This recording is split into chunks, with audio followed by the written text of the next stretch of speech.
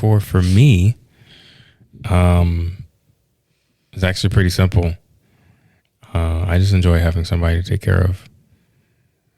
Who? Who you taking care of? Shamika. Yeah, well.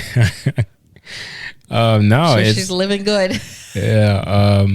I never, when I was younger and single before I met Jess, I always figured I would get married at some point, but I never really knew what I wanted my marriage to look like. And I never knew what I would want my ultimate family to look like. I always assumed I would have kids as well. But I was kind of indifferent on both topics. I was like, if I get married, it's great. I'm expecting to, but if I don't, single life isn't that horrible. Now single life wasn't. If we get married, that'd be great. And if we have kids, awesome. But if not, nothing wrong with being a couple without kids. Brent Stedman.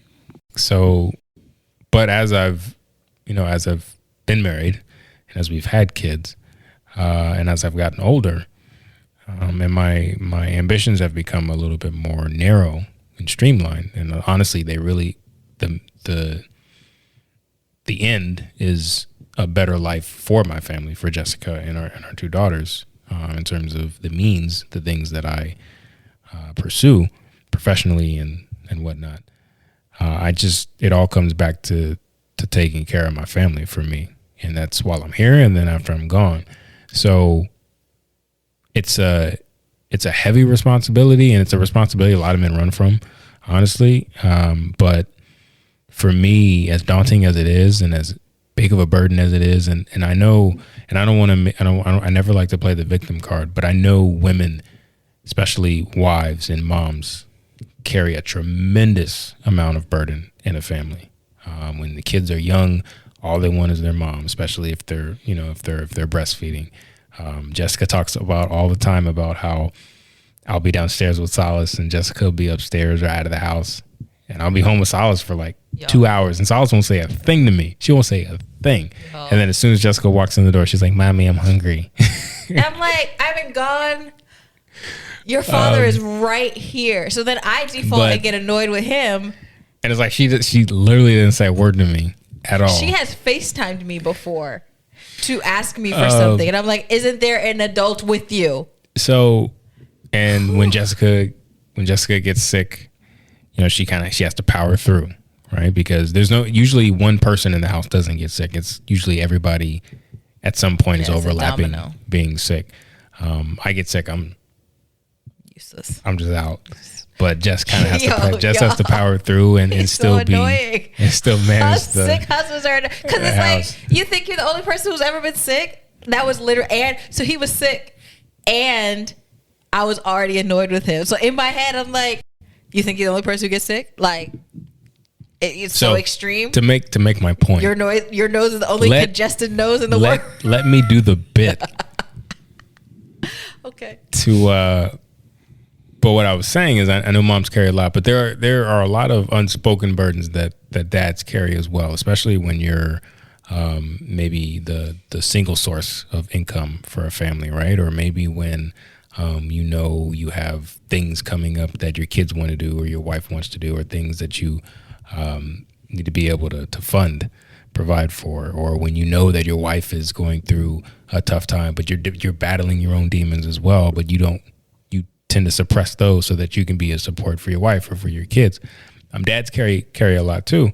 So it's a heavy burden to bear, but honestly, I enjoy it. I honestly, I think I thrive under it because we've always figured it out together.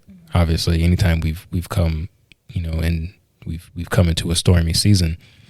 But the thought of figuring things out for the betterment of my family is honestly what makes me tick, especially when we hit those lulls.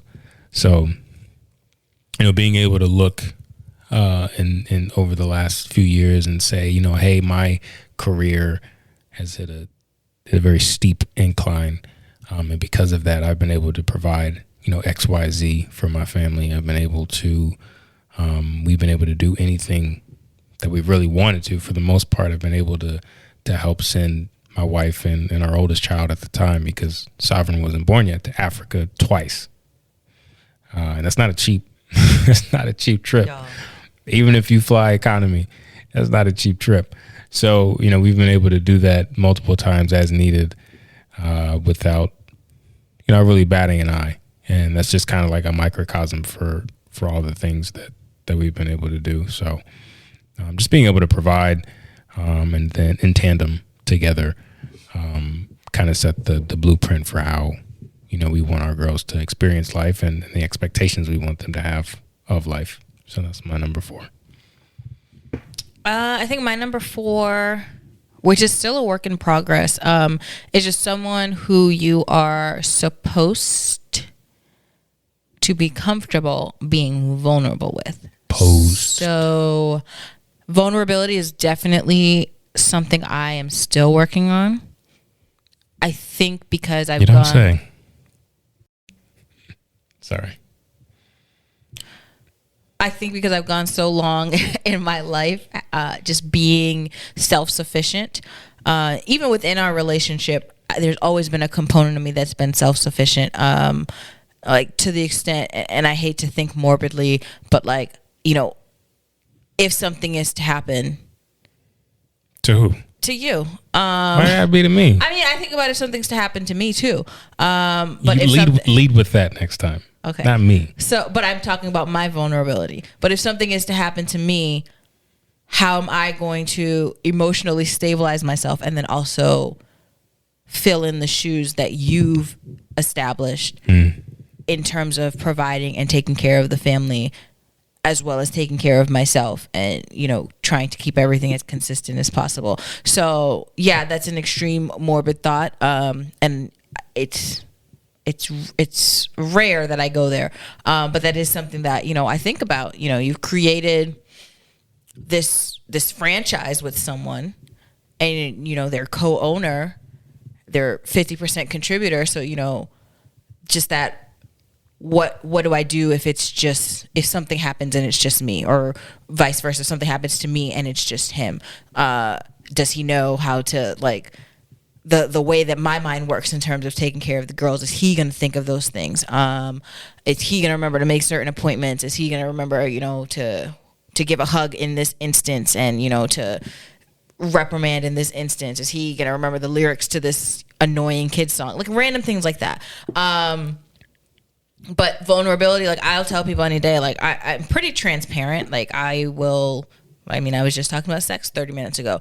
Not detailed, but like I said it. So I'll say pretty much anything. But to be emotionally transparent is something that's very difficult for me. And to have to be dependent on other people is something I struggle with as well.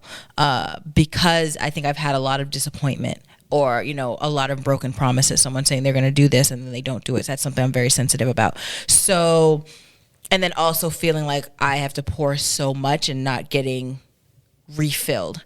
So I think, it's when I can muster up the courage to admit that I need to be vulnerable, that I'm weak in a certain area, it's nice to have someone that I can trust to hear me. Sometimes listen, because sometimes he's too busy trying to like either save the situation or, fix the situation. Like I don't need a shaman. I don't need the Dalai Lama. Sometimes I just need you to listen. Like, all right, fake Captain America with your with your welded shield. Yeah, going through some growing pains. Yeah, nothing but some growing pains. Yeah, hey.